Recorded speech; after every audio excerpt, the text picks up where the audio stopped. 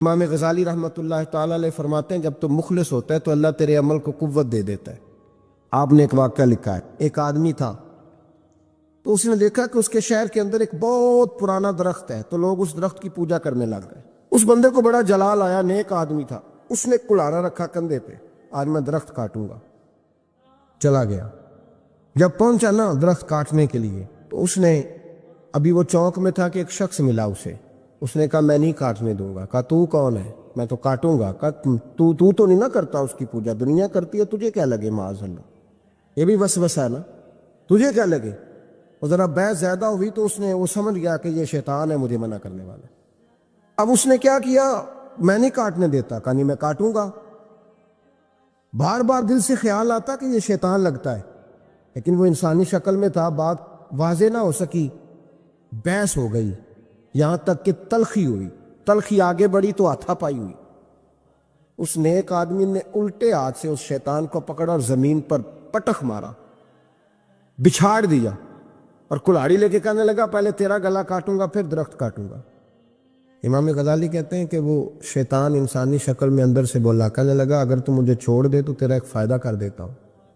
اس نے کہا وہ کیا؟ کہنے لگا 2 دینار، روز تجھے فجر کے وقت اٹھے گا تو تیرے سرانے ملا کریں گے 2 دینار۔ درخت کاٹ کے تجھے کیا ملے گا؟ تو اس طرح کر، اس سے غریبوں کی مدد بھی کرنا، کھانا بھی، کوئی انسٹیٹیوٹ، کوئی ادارہ، کوئی جامعہ بھی بنا لینا۔ ہمیں چھیڑ کے درخت کاٹ کے، یہ بہت سارے لوگوں پہ حکومتیں ایسا کرتی ہیں، یہ مشورے دیتے ہیں مولانا آپ حکومت کے مسئلے میں نہ آئیں، آپ فنڈ لیں، آپ فلانا کام کریں، ادارہ بڑا کریں، آپ کو کیا لگے؟ اور یہ بھی ایک ترتیب ہوتی ہے۔ آپ اور بہت سارے لوگ مشورہ دیتے ہیں جی ٹھیک ہے دین کا کام زیادہ ہوگا، ادارے زیادہ بنیں گے، بچے زیادہ پڑھیں گے، لیکن دین کا مزاج یہ ہے کہ جو غلط بات کرے اسے روکا بھی جائے اور ٹوکا بھی جائے، اسے سمجھایا بھی جائے، یہ مزاج ہے دین۔ اس بندے کے اندر لالچ بیدار ہوگا، اس نے کہا بات تو ٹھیک ہے، اور پھر اندر نیا وسوسہ آیا کہ درخت کاٹ دوں گا تو بندے کل کسی اور کو پوجنے لگ جائیں گے، تو پیسوں کا فائدہ، غریبوں کی مدد ہوگی، فلاں نیکی ہوگی، فلاں خیر ہوگا، فلاں ویلفیئر ایسوسیشن بن جائے گی۔ گھر جا کے واپس چلا گیا، چھوڑ دیا، درخت کاٹنے کا ارادہ ختم۔ واپس گیا نا گھر، رات کو سویا، سویرے اٹھا تو 2 دینار پڑے تھے، بڑا راضی ہوا، کچھ کھایا، کچھ کھلایا، کچھ رکھا، کچھ بانٹا۔ اگلے دن پھر اٹھا تو پھر 2 دینار پڑے تھے، کچھ کھایا، کچھ کھلایا، کچھ بانٹا، کچھ لوگوں میں تقسیم کیا۔ 5-6 دن تو پیسے آتے رہے، 7ویں دن اٹھا تو کوئی شے نہیں تھی، 8ویں دن پھر کوئی نہیں تھی، 9ویں دن پھر کوئی شے نہیں۔ اب پھر کلاڑا اٹھا لیا، میں درخت کاٹوں گا۔ پھر چوک میں گیا، پھر شیطان انسانی شکل میں، اب پھر گفتگو ہوئی، میں کاٹوں گا۔ اس نے کہا اب نہیں تو کاٹ سکتا، میں لڑوں گا۔ کہا تو اب لڑ بھی نہیں سکتا۔ اب جب گتھم گتھا ہوئے، ہاتھا پائی ہوئے، جھگڑا ہوا، تو شیطان نے پکڑ کے نہ الٹے ہاتھ سے زمین پہ دے مارا، 2-3 تھپڑ اس شخص کے ہاتھ پہ دیے، کلاڑا چھین، چل دوڑ جا۔ اب وہ کہنے لگا سچ بتا تو ہے کون؟ کہنے لگا میں شیطان ہوں۔ تو کہا ابھی 1 ہفتہ پہلے میں نے تجھے بچھاڑ دیا تھا، آج تو طاقت کہاں سے لایا؟ اس نے کہا میری طاقت اتنی ہے، تیری ختم ہو گئی ہے، میرے اندر قوت اتنی ہے، تیرے اندر ختم ہو گئی۔ کہا کیوں؟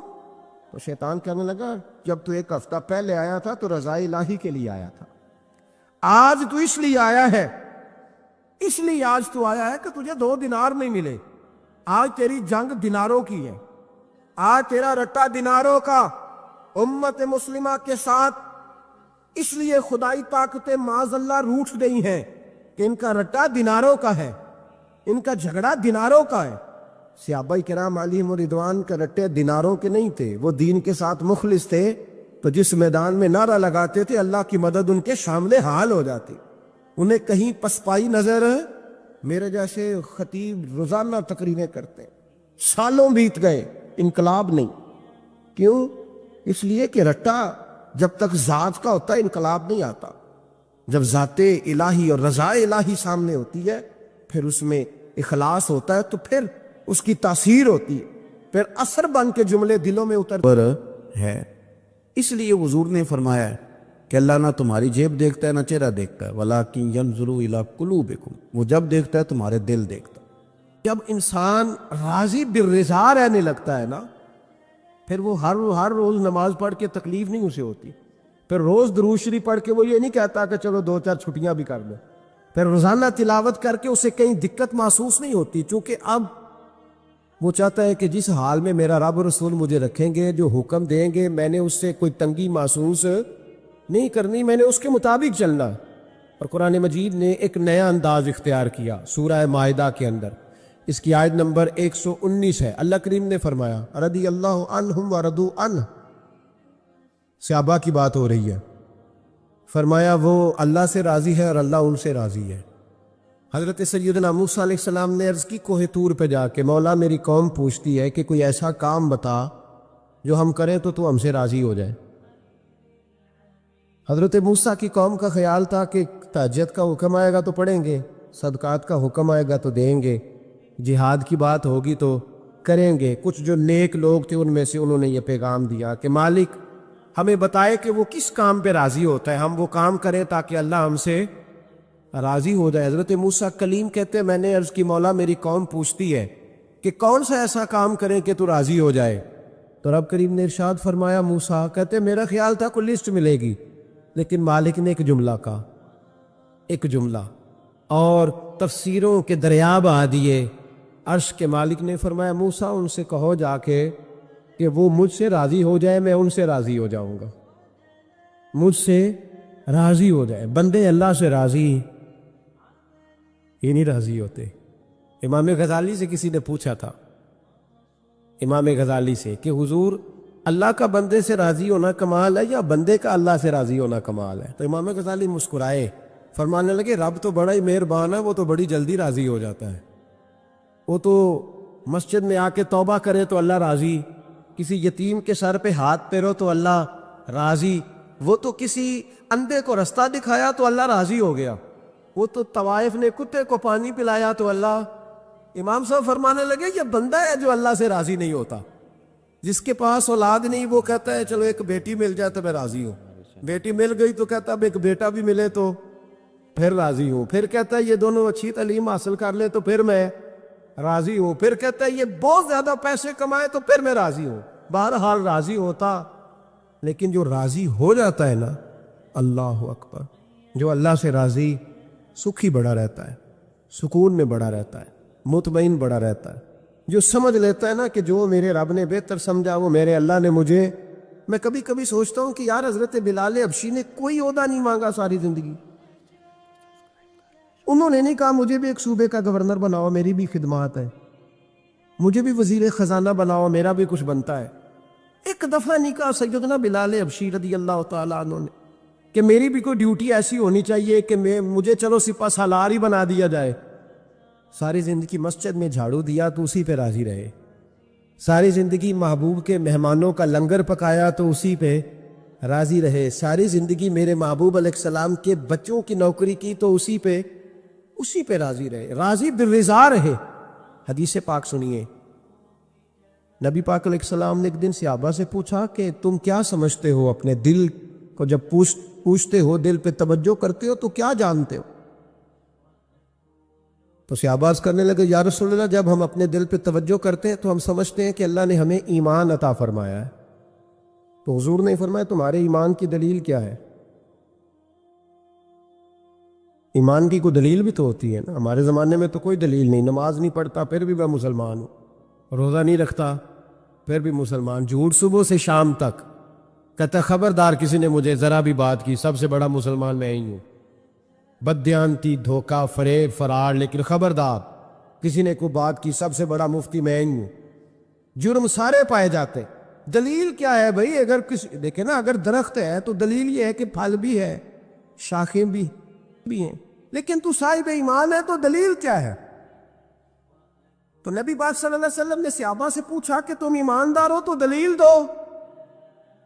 تو بڑے خوبصورت تھے میرے محبوب کے تیار کردہ لوگ، عرض کرنے لگے یا رسول اللہ ایمان کی دلیل یہ ہے کہ اگر اللہ ہمیں نعمت دیتا ہے تو ہم شکر ادا کرتے، اگر کبھی مصیبت آتی ہے تو ہم صبر کرتے ہیں، اور یا رسول اللہ ہم اپنے رب کے ہر فیصلے پر راضی رہتے، ہم اپنے اللہ کے ہر فیصلے پر۔ اب حضور نے رزلٹ کا اعلان کیا تو میرے محبوب فرمانے لگے پھر سنو میں گواہی دیتا ہوں واقعی اللہ نے تمہیں دولت ایمان عطا فرمائی ہوئی، پھر واقعی اللہ نے تمہیں دولت ہے، اگر تم اپنے رب پر راضی ہو، اگر تم راضی ہو اس کام پر جس پہ اللہ نے تمہیں رکھا ہوا ہے، اگر تمہیں کسی کو دیکھ کر تکلیف نہیں ہوتی، اگر تم نہ حسد میں جلتے ہو، نہ بغض میں، نہ کینے میں، نہ تکبر میں، نہ احساس کمتری کا شکار ہوتے، اگر تم راضی رہتے ہو کہ میرے مالک نے بہترین زندگی مجھے دی، پھر اس کا مطلب یہ ہے کہ تم صاحب ایمان ہو۔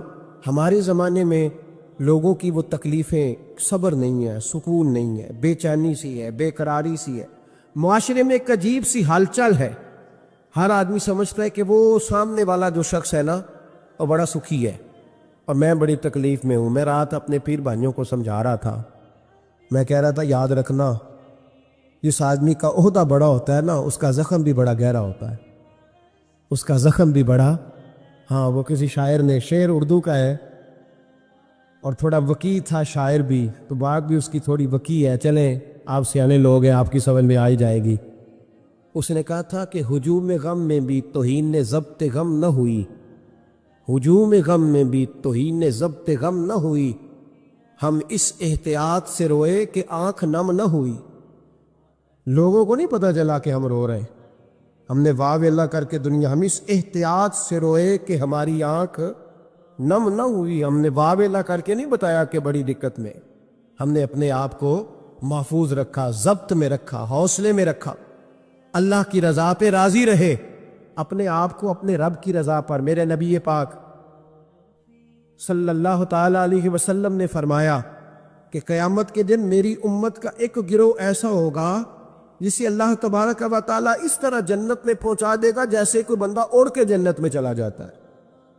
وہ جب جنت میں پہنچیں گے نا تو فرشتے ان سے پوچھیں گے تم نے حساب دیا؟ کہیں گے ہمیں تو پتہ ہی نہیں حساب کیا ہے۔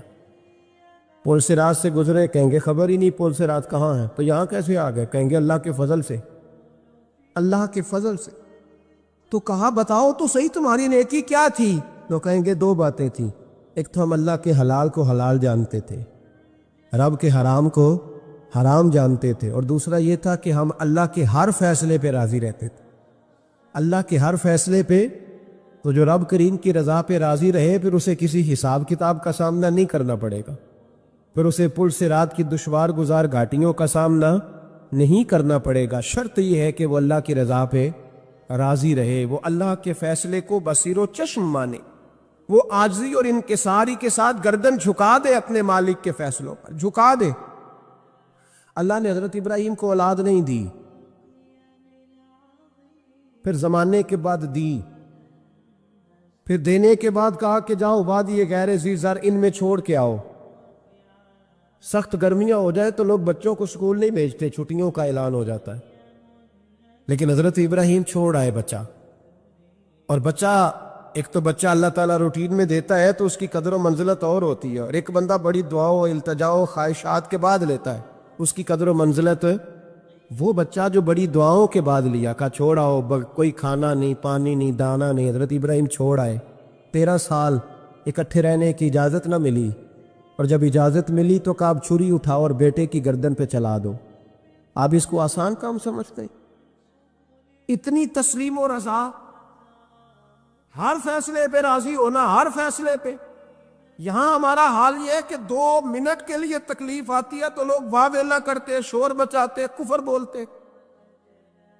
ہر آدمی آپ اس کو ٹٹول کے دیکھے تو کہتا ہے سب سے تکلیف میں میں ہی ہوں۔ کس سولی پہ لٹکے ہوئے ہم؟ آخر کون سا معاشرے کا ایسا دکھ ہے جو صرف ہمارے پاس ہی آ گیا؟ ہر آدمی کہتا ہے مجھے نہ چھیڑنا، سب سے زیادہ غمگین میں ہی ہوں۔ بھائی بتا تو صحیح نا کہ آخر کون سی ایسی چیز ہے جو مالک نے تجھے عطا نہیں فرمائی؟ لیکن ہماری آزمائشیں ہیں، ہمارے جملے ہیں، ہماری گفتگو ہے کہ ان سے شکوہ چھلکتا، ان سے شکایتیں ٹوٹ ٹوٹ کے نیچے گرتی ہیں۔ ہم یہ سوچتے ہی نہیں کہ ہمیں نہیں پتا ہمارے حق میں بہتر کیا ہے، ہمارے رب کو پتا ہے کہ ہمارے حق میں بہتر کیا ہے۔ اس لیے لوگ شکایت نہیں کرتے تھے، آج ہر بات پر شکایت ہے، ہر بات پر لوگ شکوہ کرتے ہیں، اور ہر بات پر لوگ اللہ تبارک و تعالیٰ کی بارگاہ ناز کے نافرمان بنتے ہیں۔ اور پھر سوال کیا، یا اللہ تو راضی ہو جا، یا اللہ تو۔ اور اللہ کیا فرماتے ہیں؟ فرماتے ہیں موسیٰ اپنی قوم سے کہو یہ مجھ سے راضی ہو جائے میں بھی ان سے راضی ہو جاؤں گا۔ حضرت رابعہ بصری رحمۃ اللہ تعالیٰ علیہ نا طبقہ صوفیاء میں ایک بڑی منفرد حیثیت رکھتی ہیں۔ علیحدہ ایک مقام ہے، اور ان کی زندگی بتاتی ہے کہ اللہ کی معرفت اور رب تبارک و تعالیٰ کا قرب صرف مرد کے لیے خاص نہیں، اگر عورت بھی توجہ کرے تو اللہ اسے بھی خزانے کھول کے عطا فرماتا ہے، اسے بھی اللہ خزانے کھول۔ حضرت رابعہ بصری اکثر نہ اولیاء اللہ کی مجالس میں جا کے بیٹھتی تھی، بیٹھتی پردے کے اندر تھی لیکن بیٹھا کرتی تھی۔ جو لوگ اس رستے کے مسافر ہوتے ہیں وہ بات کو سمجھتے ہیں کہ یہ گہرا معاملہ ہوتا ہے، کسی جگہ سے کوئی ایسی چیز ملتی ہے جس کو فوری طور پر طبیعت اور نفس قبول نہیں کرتا، لیکن جو صوفیاء ہوتے ہیں نا، سالکین طریقت، معرفت کے رستے کے مسافر، وہ چونکہ مسافر ہوتے ہیں تو انہیں جو بندہ بھی منزل کا رستہ بتاتا ہے وہ اس کی بات غور سے سنتے ہیں، اعتراضات نہیں کرتے، شکوے نہیں کرتے، بن کے نہیں بیٹھ جاتے۔ ہمارے زمانے میں مسافر نہیں ہیں طریقت کے، ہمارے زمانے میں یہاں مرید کامل ہیں یا پھر پیر ہیں جو مطلق العنان ہے، جن کے سامنے جو سوال ہی نہیں پیدا ہوتا کسی اور کی بھی سنے، ممکن نہیں۔ حضرت رابعہ بصری بیٹھی تھی۔ حضرت سفیان ثوری بہت بڑا نام ہے، یہ وہ شخصیت ہے کہ جب جایا کرتے تھے تو اولیاء اللہ کھڑے ہو کے ان کا استقبال کرتے۔ بغداد میں اتنا بڑا درجہ تھا ان کا۔ حضرت جعفر بن سلیمان بھی بیٹھے تھے، سفیان ثوری بھی بیٹھے تھے۔ تو حضرت سفیان ثوری دعا مانگنے لگے، جناب رابعہ بصری پردے کے اندر بیٹھی ہوئی تھی، دعا مانگنے لگے، اے اللہ مجھ سے راضی ہو جا، اے اللہ مجھ سے راضی ہو جا، اے اللہ مجھ سے۔ دیر تک دعا مانگتے رہے تو بی بی صاحبہ، مائی صاحبہ اندر سے بول پڑی ناراض ہو کے، کہنے لگی بس کر سفیان، کیا دعا مانگ رہا ہے تو، کب سے میں سن رہی ہوں، بس کر۔ کیا ہوا، تو کیوں ناراض ہوتی ہے؟ فرمانے لگی سفیان تو نے ایک بار بھی کہا، میں نے برداشت کیا، دوسری بار بھی کہا، بتائیے دعا ٹھیک ہے کہ نہیں ان کی؟ اے اللہ تو مجھ سے راضی ہو جا۔ اس دعا پہ ناراض ہوگی مائی صاحبہ، کہنے لگی تو نے ایک بار بھی مانگی تو میں چپ رہی، دوسری بار بھی مانگی تو اب تو چپ ہی نہیں کر رہا، بس کر۔ تو حضرت سفیان کہنے لگے چل میری اصلاح کر دے۔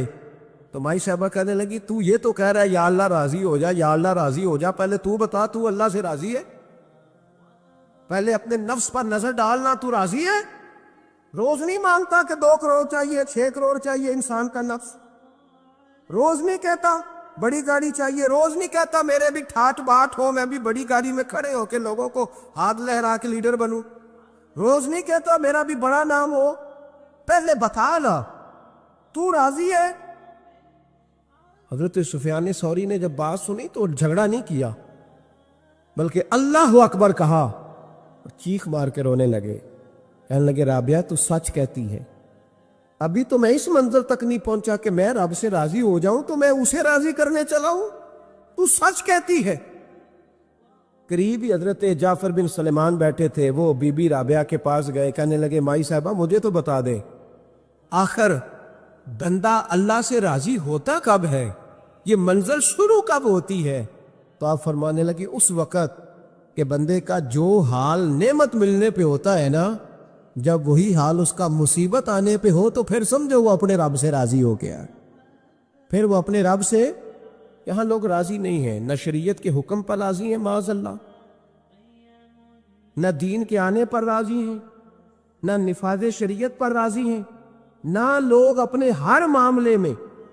دیکھیں نا کبھی کبھی تکلیف ہوتی ہے، کئی دفعہ لوگ بات پوچھنے آتے ہیں تو دل کرتا ہے انہیں ڈانٹ چھڑک دیں گے، طلاق کا مسئلہ پوچھنے کے لیے لوگ عالم کے پاس آ جائیں گے، طلاق کا مسئلہ پوچھنے۔ سوال یہ ہے کہ تو نے شادی سے پہلے کسی عالم سے رابطہ کیا تھا کہ مجھے بتائے بیوی کے حقوق کیا ہیں، اس کے ساتھ وقت گزارنا ہے میں نے تو کس طرح کے حقوق میں نے ادا کرنے ہیں، شریعت مجھے کیا حکم کرتی ہے؟ پوچھا تھا کسی عالم سے؟ دین کی ضرورت پڑی تو دین کے پاس آئے، لیکن دین کو عمل کرنے کے لیے کبھی حاصل ضرورت پڑی تو آ گئے، حاجت ہوئی تو آ گئے، طبیعت لگی تو آ گئے۔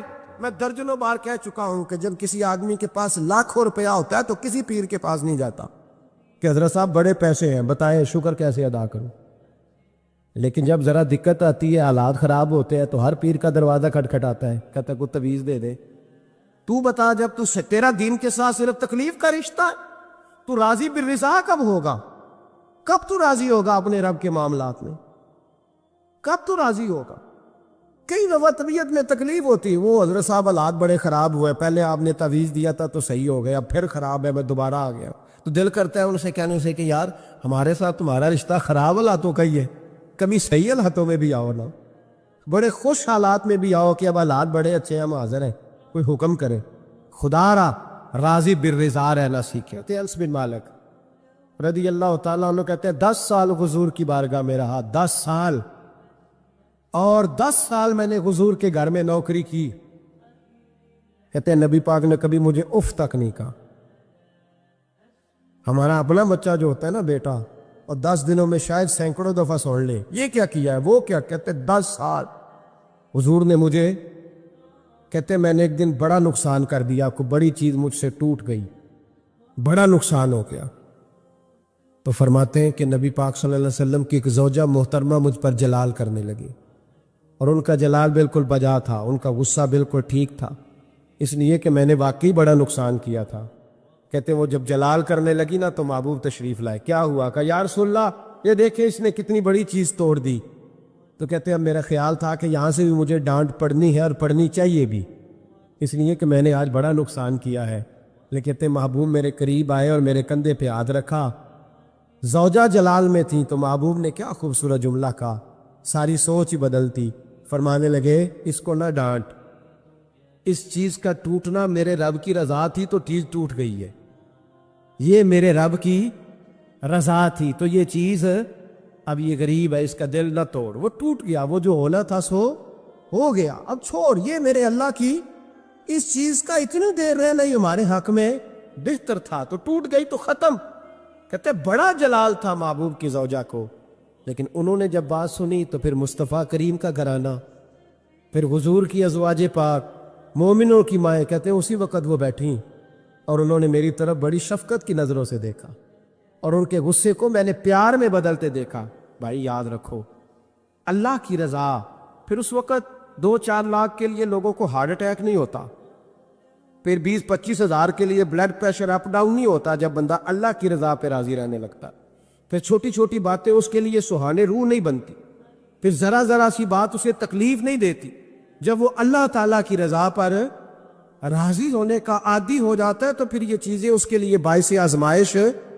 بنی اسرائیل میں ایک شخص تھا، امام غزالی رحمۃ اللہ علیہ فرماتے ہیں اس کا دل چاہا کہ پتہ تو کروں جنت میں میرا پڑوسی کون ہوگا، اس کو خواب میں بتایا گیا کہ فلاں بن فلاں تیرا جنت میں پڑوسی ہے۔ اب یہ بڑا عابد تھا، زاہد تھا، عبادت گزار تھا، پرہیزگار، بڑا نیک تھا، بڑا پرہیزگار۔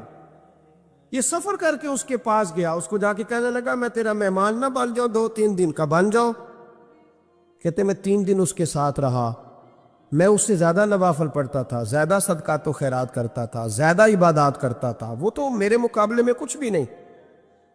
3 دن کے بعد میں آنے لگا تو میں نے اس کو کہا یار میں ایک مقصد کے لیے آیا تھا تیرے پاس۔ اس نے کہا بتائیے۔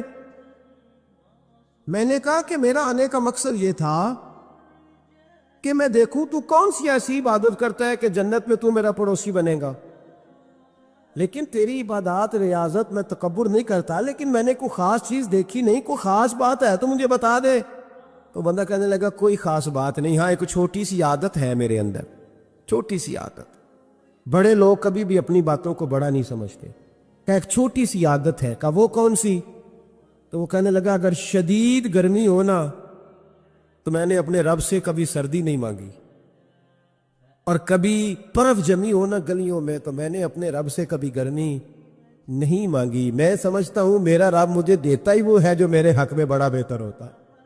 یہ ایک میری چھوٹی سی عادت ہے کہ کڑاکے کی دھوپ میں نے کبھی مالک سے سائے کا سوال نہیں کیا، اور اگر تیز بارش ہو رہی ہو تو میں نے کبھی یہ نہیں کہا کہ بارش نہیں ہونی چاہیے تھی، کیا بلے گا فلاں چیز کا۔ میں سمجھتا ہوں جو بہتر تھا اللہ نے وہی دے دیا ہے تو میں مطمئن رہتا ہوں۔ تو عابد وہ نیک آدمی وہ اللہ کے ولی کہنے لگے پھر چھوٹی سی عادت نہ بتا، تیری یہ وہ عادت ہے جس کی وجہ سے رب تجھ سے راضی ہو گیا ہے، اللہ تجھ سے راضی ہے تیری اس عادت کی بنا پر۔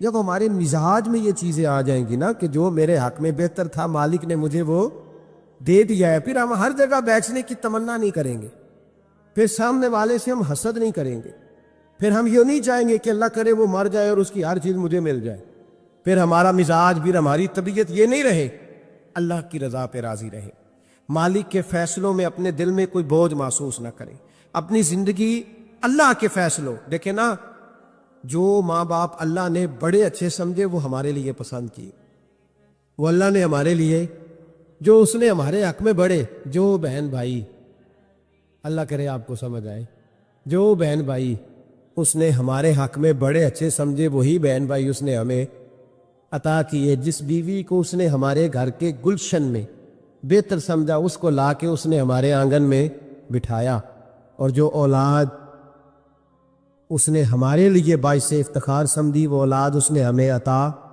فرمائی۔ حضرت نوح علیہ السلام کا بیٹا کافر ہو گیا، پر کسی جگہ انہوں نے شکوہ نہیں کیا کہ مالک یہ کافر کیوں ہوا، اللہ کے قبضے میں ہے نا، دل پھیر سکتا ہے نا، مقلب القلوب ہے، لیکن حضرت نوح نے دعا اللہ کی رضا پر راضی رہے، اپنا مزاج بدلے، تاکہ معاشرے میں یہ جو گھٹن ہے، یہ جو ٹینشن ہے، یہ جو جھگڑا ہے، یہ جو چھینا چھانی ہے، یہ جو ایک دوسرے پر لوگوں کی نظریں ترشی ہیں، یہ ختم ہو، سمجھیں کہ میرے حق میں جو بہتر تھا مالک نے وہ چیز مجھے عطا کر دی۔ میں اکثر کہتا ہوں اپنے دوستوں کو، میں کہتا ہوں مجھے ایسے لگتا ہے جو سب سے اچھے ماں باپ تھے وہ اللہ نے مجھے عطا فرمایا، اور جو سب سے بہترین اساتذہ تھے نا ان کا دروازہ اللہ نے مجھے عطا فرمایا، اور جو جس شیخ جس پیر کو اللہ نے سب سے زیادہ شان عطا فرمائی اس کا دروازہ اللہ نے مجھے دکھایا، اور اس کے بعد اتنے تابع دار شاگرد میں نے کسی کے نہیں دیکھے جتنے مجھے ملے، اور اتنے وفادار پیر بھائی اور مرید میں نے کسی کے نہیں دیکھے جتنے مجھے ملے۔